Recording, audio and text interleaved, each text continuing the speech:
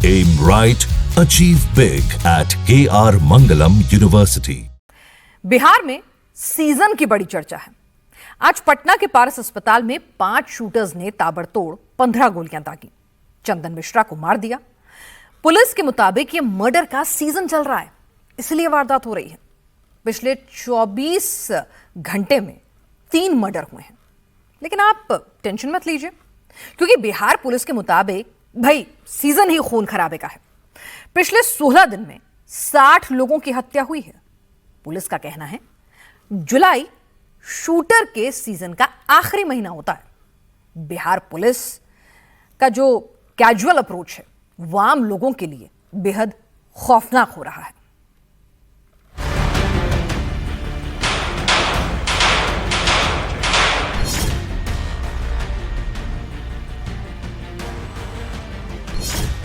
पांच शूटर,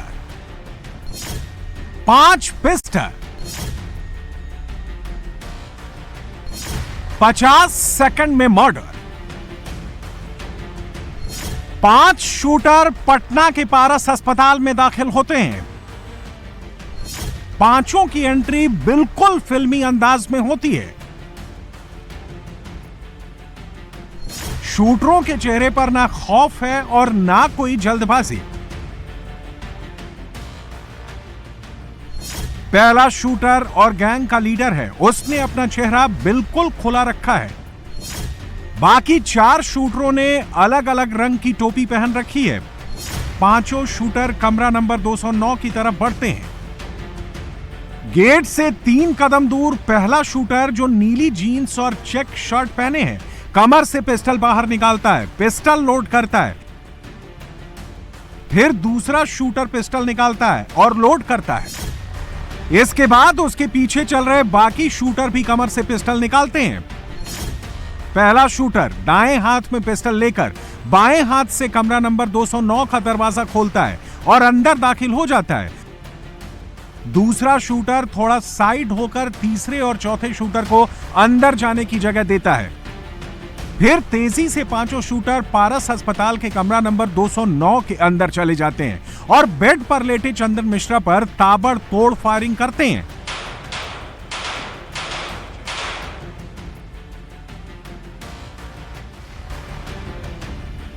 चार shooter 30 second में अपना काम करके कमरा नंबर 209 से बाहर निकल जाते हैं।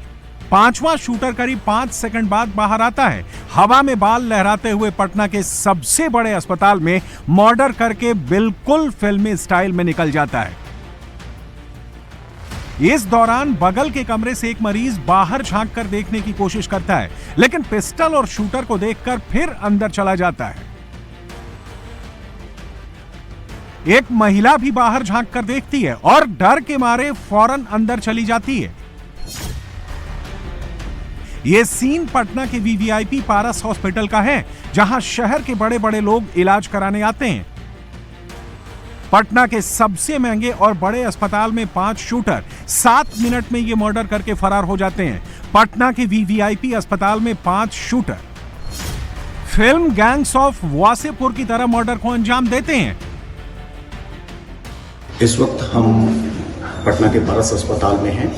इसी सीसीटीवी कैमरे में ये सारी घटना रिकॉर्ड हुई है और ये कॉरिडोर अभी फिलहाल खाली पड़ा है।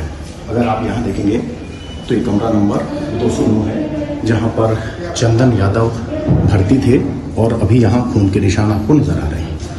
अपराधी इस दरवाजे से नहीं भागे, वो आगे यहीं से आगे बढ़ना शुरू किया उन्होंने और वो इसी कॉरिडोर से होते हुए गए। यहाँ नर्सिंग डेस्क है, जहाँ पर नर्सों से होते हुए यहाँ से वो भागते हुए नजर आए। इस कॉरिडोर का आखिरी कमरा 209 है, जहाँ पर चंदन मिश्रा की हत्या हुई। वो भी पारस हॉस्पिटल के आईसीयू वार्ड में घुसकर गोलियों की बौछार करते हैं, जहां मरीजों की सुरक्षा 24/7 रहती है।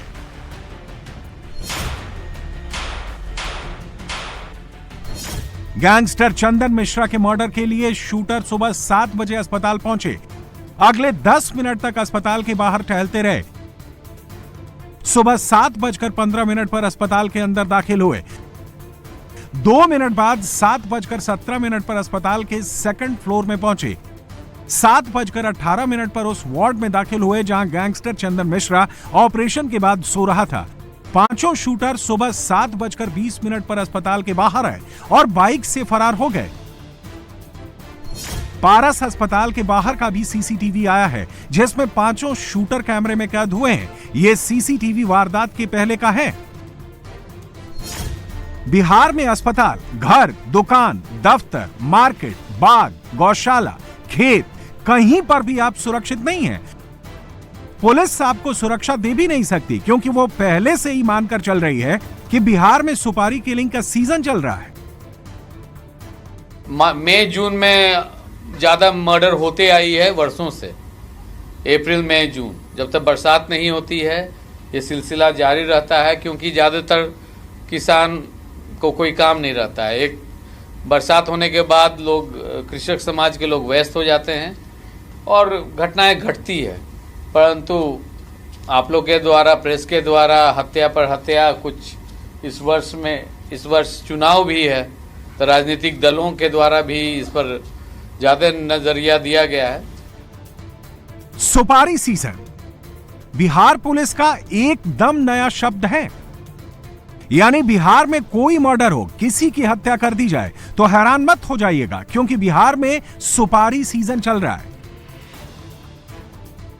अपराधी जो है घटना को अंजाम दे रहे हैं और यहाँ मुख्यमंत्री अचेत अवस्था में है।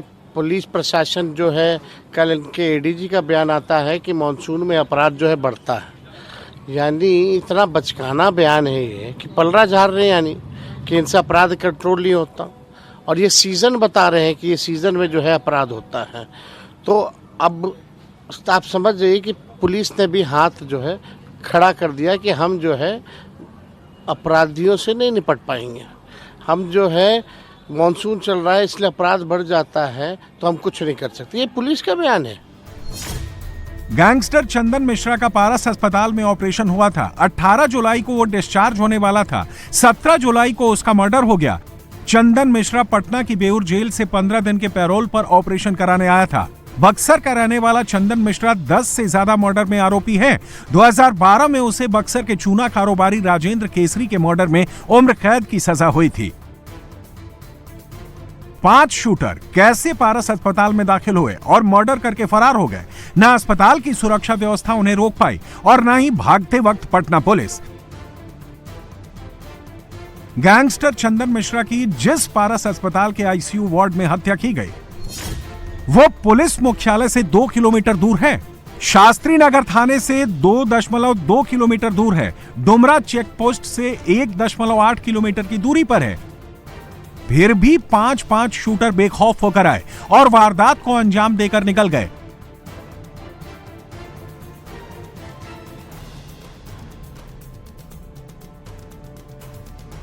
सात मिनट के अंदर यहां से दूसरी मंजिल तक का सफर तय करना और उसके बाद भागकर आना, यह स्पष्ट बताता है कि अपराधियों को पता थी कि चंदन मिश्रा कहां भर्ती है, किस कमरे में भर्ती है। उन्होंने किसी से कोई पूछताछ नहीं की और अस्पताल के अंदर के सीसीटीवी कैमरे में भी पता है कि वो बहुत ही कॉन्फिडेंस के साथ सीधे 209 कमरे पर दस्तक देते हैं, हत्या को अंजाम देते हैं और तुरंत वहां से निकलते हुए नजर आ रहे हैं।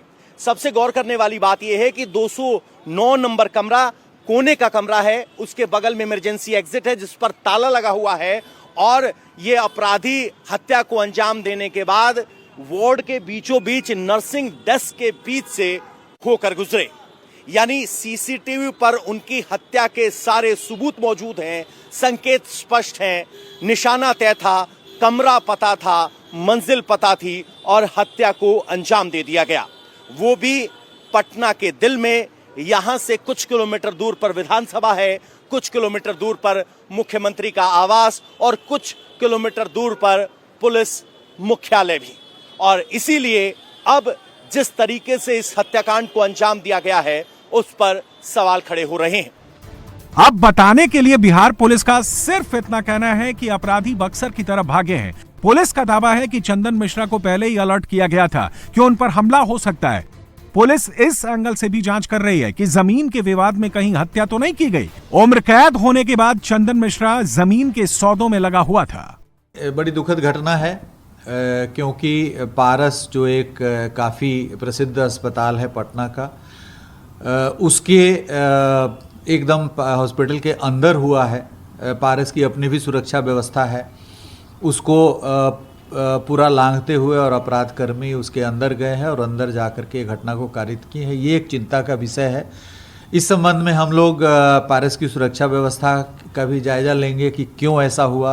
ऐसा पता चल रहा है कि कुछ विवादित जमीन पर जो कुछ दूसरे लोग भी उसको लेने के लिए उद्यत थे और जो मृतक हैं ये भी कुछ जमीन के कारोबार में हाल के दिनों में अपराध जब संसीमित हो गए हैं, आजीवन कारावास कन्विक्ट हो गए हैं, उसके बाद इनके समर्थक स्वयं जमीन के धंधे में भी हैं। उसका भी पता लगाया जा रहा था कि कौन सा जमीन है। इनके बारे में पूर्व में भी अलर्ट किया गया था इनको। पारस अस्पताल में गैंग वॉर में चंदन मिश्रा की हत्या के बाद उनके परिजनों ने जमकर विरोध प्रदर्शन किया। परिजनों की पुलिस से भी झड़प हुई। परिजनों ने पारस अस्पताल के मैनेजमेंट पर बहुत गंभीर आरोप लगाए हैं। जिस अस्पताल में बिना पर्ची के कोई तीमारदार अपने बीमार परिजन से मिलने नहीं जा सकता, वहां 5 शूटर कैसे पिस्टल लहराते हुए अंदर दाखिल हो गए और अंधाधुंध गोलियां चलाकर मर्डर के बाद बिना किसी धरपकड़ के फरार हो गए। अस्पताल के सुरक्षाकर्मी तब क्या कर रहे थे? पर्ची वाला नियम क्यों नहीं फॉलो किया गया? ये सवाल चंदन मिश्रा के रिश्तेदार पारस अस्पताल के मैनेजमेंट से पूछ रहे हैं। सर, किस मांग के साथ बैठे? हम लोग एक ही मांग है सर कि पारस हॉस्पिटल बिहार का नंबर 1 हॉस्पिटल है। दवा के मामले में, सुरक्षा के मामले में, सब कुछ के मामले में। हम लोग जब हॉस्पिटल में मिलने जाते थे तो बोलता था कि नहीं आप पर्ची कटवा के आइए, 1 आदमी से 2 आदमी अधिक नहीं जाएगा। मिलने का टाइम ये है, इस टाइम पे आप नहीं जा सकते हैं। बताइए कि 6 अपराधी एकदम पिस्टल लहराते हुए अंदर चले गए। कैसे चले गए? बिना पारस प्रशासन के मिलीभगत से होगा क्या ये? जब पेशेंट के परिवार वालों को नहीं मिलने दिया जाता है तो कैसे अपराधी चले गए? फिल्मी स्टाइल में जा रहा है सब। अब आपकी मांग क्या है? आप सड़क पे। हम लोग का बैठने का कारण है कि परिवार वालों को मुआवजा दिया जाए। प्रशासन, पारस हॉस्पिटल की गलती से इतना बड़ा हादसा हुआ है। हम लोग के साथ मीटिंग करके 2-3 स्टाफ आए, मैनेजर रैंक के आए। पुलिस का कहना है कि चंदन मिश्रा खुद अपराधी था, 10 मामले थे और ये गैंग वॉर है। नहीं तो पुलिस मालिक नहीं ना, पुलिस कोर्ट नहीं ना है। कोर्ट ना साबित करेगी उसमें उनको कितना सजा हुआ, कितने मामले वो में है नहीं है। कोई जेल में जाता है 25 को मामला उसके ऊपर ला दिया जाता है, इससे वो अपराधी हो जाएगा क्या? नहीं होता है अपराधी। कोर्ट तय करेगा कि कौन अपराधी है कौन नहीं है। आप कौन है? अरे हम लोग ऐसा ही पटीदार है, रिश्तेदार है। बिहार में शूटर जिस तरह से कोहराम मचा रहे हैं, उससे सुशासन बाबू की सरकार पर गंभीर सवाल खड़े हो रहे हैं। बिहार में 1 जुलाई से 16 जुलाई के बीच 16 दिन में 60 से ज्यादा मर्डर हो चुके हैं।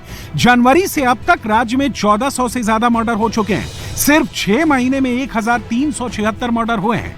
बिहार में हर महीने औसतन 229 लोगों का मर्डर हो रहा है। पटना में ही बीते 24 घंटे में 2 मर्डर हो गए। अगर सिर्फ जुलाई के सीजन की बात करें तो 17 जुलाई को गैंगस्टर चंदन मिश्रा का मर्डर पारस हॉस्पिटल में कर दिया गया। 13 जुलाई को वकील जितेंद्र मेहता का मर्डर कर दिया गया। 12 जुलाई को व्यापारी विक्रम झा की हत्या कर दी गई। 11 जुलाई को बालू व्यापारी रमाकांत यादव की हत्या कर दी गई।